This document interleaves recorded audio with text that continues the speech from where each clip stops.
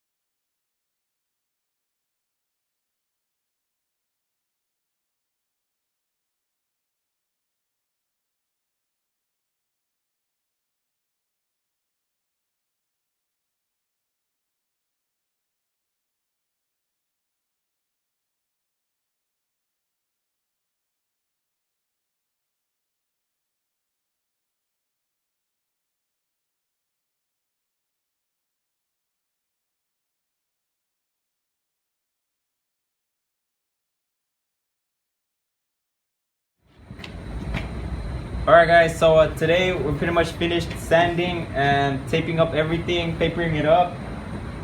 Tomorrow, day 3, what we're gonna do is all we need to do is just paint thinner, put adhesive promoter on any plastic, and then we're gonna shoot on the black, which is mainly just the plastics here all the way around. And that's pretty much it. So guys, thank you for your support, and like and subscribe.